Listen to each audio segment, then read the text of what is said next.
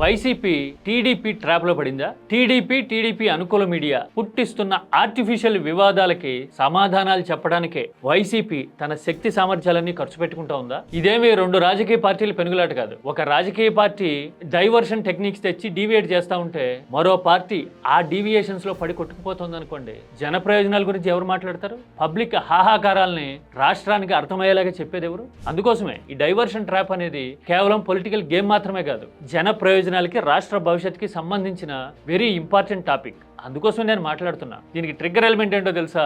భగవద్గీత అంటే ఇలా ఉండాలి అని చూపిస్తా ఉన్నారు కొంతమంది. అది చూసిన తర్వాత మహాప్రభు మాట్లాడి తీరాలి ఈ టాపిక్ అని నాకు అనిపించింది. ఇంతకీ ఆర్టిఫిషియల్ వివాదాల విషయంలో టీడీపీ మీడియా ట్రాప్ ఎలా ఉంది, వైసీపీ రెస్పాండ్ అవుతున్న తీరు ఏం చెప్తోంది, డిస్కస్ చేద్దాం రండి. ఎంతసేపు అధికారంలో ఉన్నవాళ్ళు రాజేస్తున్న వివాదాల మీదే శక్తి సామర్థ్యాలు దృష్టిని కేంద్రీకరించి అంగన్వాడీలు అల్లాడిపోతూ ఉన్నారు, ఆశా వర్కర్లు హాహాకారాలు పెడుతూ ఉన్నారు, టీచర్లేమో మాకు ఇచ్చిన హామీల సంగతి ఏంటి అని చెప్పి నిలదీస్తూ ఉన్నారు. దీన్ని రాష్ట్ర స్థాయి ఎజెండా చేయాలా వద్దా? ఎక్స్పోజ్ చేయాల్సిన, ఖండించాల్సిన వైసీపీ అంత సమర్థంగా రియాక్ట్ అయిందా అంటే, రాగము భయము క్రోధము పోయినవాడు స్థితప్రజ్ఞుడని చెప్పబడు. పెళ్లిళ్ళ సీజన్ వచ్చినప్పుడు చాలా మంది మాట్లాడుతుంటారు, మనకు కావాల్సిన టైంకి ముహూర్తాలు లేకపోతే పెట్టుడు ముహూర్తాలను పెట్టేస్తుంటారు. అంటే మీకు సూట్ అవుతుంది ఇది, పలానా ముహూర్తానికి చేసేసుకోండి అంటే అది పెట్టుడు ముహూర్తం అంటారు. అలాగా ఈ మధ్యన ఏపీలో పెట్టుడు వివాదాలు ఎక్కువైపోయినాయి. అంటే ఆర్టిఫిషియల్ గా తగిలిస్తారు. నీకు జంతువుల కొవ్వు కలిసిపోయింది అని ఎలాంటి ఆధారాలు లేకుండా కీలకమైన పదవిలో ఉన్న వాళ్ళు మాట్లాడితే రాష్ట్రంగా దేశం మొత్తం ఆశ్చర్యపోయింది కదా. సిబిఐ వచ్చి అలాంటివేం కలవలేదు అని సర్టిఫై చేసి వెళ్తే కల్తీ వివాదం తీసుకొచ్చారు. తీరా ఆనుపానులన్నీ తవ్వుతూ పోతే డైరీ సిండికేట్ బయటపడింది, వ్యాపార కోసాల కదిలినాయి. అంటే ఏదన్నా వివాదం తీసుకొస్తే ఆధారాలన్నీ ఆ వివాదం రాజేసిన వాళ్ళకే వ్యతిరేకంగా ఉండి నెగిటివ్ కొట్టేసే పరిస్థితులు. జనం వాస్తవాలు మాట్లాడుకోవడం మొదలుపెట్టారు.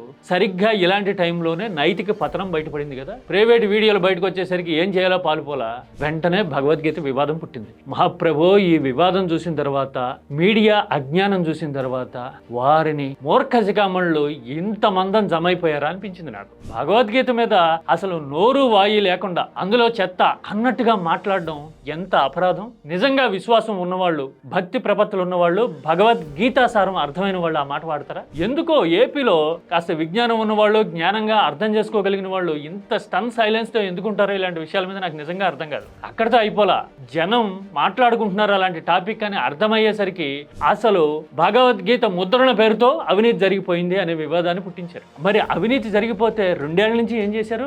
లక్షల కొద్ది కాపీలు అక్కడ ఉన్నాయి అని చెప్పారు కదా.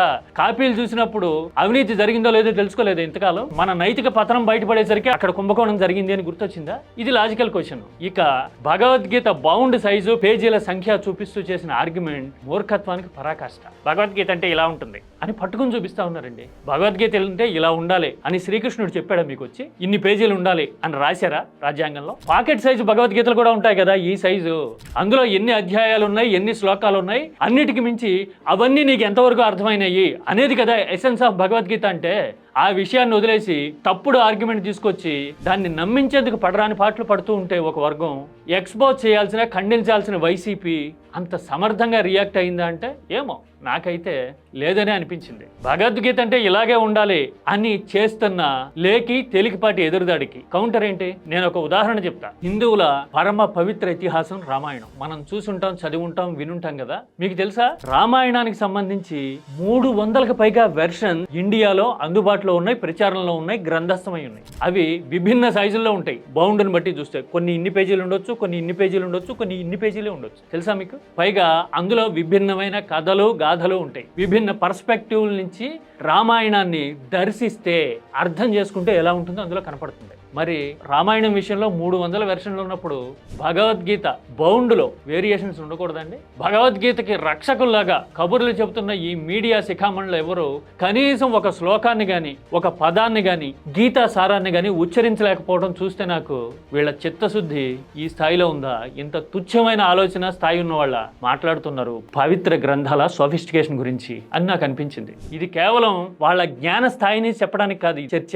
ఇలాంటి ట్రాప్ లో పడి వైసీపీ అలా ఎందుకు కొట్టుకుపోతోంది, ప్రాపర్ సమాధానం ఎందుకు చెప్పలేకపోతోంది, అన్నిటికీ మించి ఎంతసేపు అధికారంలో ఉన్నవాళ్ళు రాజేస్తున్న వివాదాల మీదే శక్తి సామర్థ్యాలు దృష్టిని కేంద్రీకరించి ప్రజల సమస్యల మీద ఎందుకు ఎఫర్ట్స్ పెట్టలేకపోతుంది అనేది ప్రధానమైన క్వశ్చన్, రాష్ట్రానికి కావాల్సిన ఆన్సర్. అవునా కదా? గత కొన్ని నెలలుగా చూస్తూ ఉన్నాం, లడ్డూ గురించి, కొవ్వు గురించి, కల్తీల గురించి మాట్లాడుతూ ఉన్నాం. మరి ఇదే టైంలో కల్తీ పాల బారిన పడి ఎన్ని ప్రాణాలు పోయినాయి రాజమండ్రిలో? డజనా, అంతకంటే ఎక్కువ. ఎంతమంది ఆసుపత్రులు పాలయ్యారు? చిన్నారులు, మహిళలు జీవితాలు ఛిద్రమైపోయిన పరిస్థితి కదా. ఒక పక్కన డైరీ సిండికేట్ గురించి మాట్లాడుతున్నాం, నెయ్యి కల్తీల గురించి మాట్లాడుతున్నాం, అదంతా భక్తి అంటున్నాము. ఇంకో పక్కన కల్తీ పాలు తాగి జనం ప్రాణాలు పోతే ఇది భూమి బద్దలైపోయే విషయం కదా. ఎవరి ఫెయిల్యూర్ ఇదంతా? పైగా అక్కడైనా ఇక్కడైనా డైరీ సిండికేట్ల వెనక ఎవరున్నారు? దీన్ని రాష్ట్ర స్థాయి ఎజెండా చేయాలా వద్దా? పాలు తాగే ప్రతి ఒక్కరూ ఉదయం లేస్తే కాఫీనో టీనో గ్లాసు పట్టుకుని డే స్టార్ట్ చేసే ప్రతి ఒక్కళ్ళకి వాస్తవాలు చేరాలా వద్దా? నిజానిజాలు చెప్పాల్సిన బాధ్యత విపక్షం మీద ఉందా లేదా? ఎందుకని? అది ఎజెండా కాలా? ఇది ఫెయిల్యూర్ కదా? ఇది ఒక్కటే కాదు, డయేరియాతో శ్రీకాకుళంలో జనం అల్లాడిపోయి ప్రాణాలు పోతుంటే అసలు రాష్ట్ర వ్యాప్తంగా నీళ్ల కొరత ఎలా ఉంది, తాగుతున్న నీళ్లలో ప్యూరిటీ శాతం ఎంత అనే వాస్తవాలు తీసి అసలు మనం ఎంత ఖర్చు పెట్టాము గత 2 ఏళ్లుగా, అసలు వేసంకాలం దగ్గర పడుతున్న టైంలో మనం తాగునీరు ఇచ్చే పరిస్థితిలో ఉన్నామా అనే డేటాని బయటికి తీసుకొచ్చి జనంలో ఆలోచన రేకెత్తించాల్సిన అవసరం లేదా? ఇది ఒక్కటేనా? ఇంకా చాలా ఉన్నాయి. అంగన్వాడీలు అల్లాడిపోతూ ఉన్నారు, ఆశా వర్కర్లు హాహాకారాలు పెడుతూ ఉన్నారు, టీచర్లు ఏమో మాకు ఇచ్చిన హామీల సంగతి ఏంటి అని చెప్పి నిలదీస్తూ ఉన్నారు. ఈ 3 కలిపితే ఎన్ని లక్షల మంది అవుతారు? ఎన్ని కుటుంబాలు ప్రభావితం అవుతాయి? జనంలో, సమాజంలో ఎంత % ఆఫ్ వర్గాల మీద ప్రభావం ఉంటుంది? మరి ఈ ఇష్యూల్ని విపక్షం లౌడర్ వాయిస్తో రాష్ట్రానికి వినిపించగలిగిందా? అధికారంలో ఉన్న వాళ్ళ హ్యాలోనెస్ని, అంటే అధికారంలోకి రాకమునుపు ఎలాంటి హామీలు ఇచ్చారు, వచ్చిన తర్వాత ఎలాంటి హాహాకారాలు పెట్టిస్తున్నారు వివిధ వర్గాలతో అనే విషయాన్ని చూపించాల్సిన, ఎక్స్పోజ్ చేయాల్సిన బాధ్యత, కర్తవ్యం, అవసరం విపక్షానివి కదా. మరి చేసిందే విపక్షం ఆ పని సమర్థంగా? ఎంతసేపు పెట్టుడు ధార్మిక వివాదాలు పుట్టిస్తున్నారు వాళ్ళు, వాటి మీద సమాధానాలు చెప్పడానికి వీళ్ళు డాక్యుమెంటరీలో, డాక్యుమెంట్లో, ప్రెస్ మీట్లో, ఆర్గ్యుమెంట్లో వినిపిస్తూ ఉన్నారు. అంతే. ఈ రందిలో పడి జనం ఎజెండాలు కొట్టుకుపోతున్నాయి, జనం సమస్యలు మరుగున పడిపోతున్నాయి. అల్టిమేట్గా రిలీఫ్ అధికారంలో ఉన్న వాళ్ళకి వస్తుంది, అవస్థలేమో జనానికి మిగులుతూ ఉన్నాయి. అవునా కదా? మీడియా వ్యూహాత్మకంగా జనానికి చేటు చేస్తున్న వైఖరిని వివరించాల్సిన బాధ్యత, వాస్తవాలు తెలుసుకోవాల్సిన కర్తవ్యం అటు విపక్షం మీద, ఇటు ప్రజల మీద ఉన్నాయి. ఈ 2 నెరవేరాలి అంటే విచక్షణ కావాలి, రాష్ట్రానికి ఆలోచన కావాలి. నేను చెప్పిన పాయింట్తో మీరు ఏకీభవిస్తారా? కామెంట్ చేయండి, మాట్లాడుకుందాం.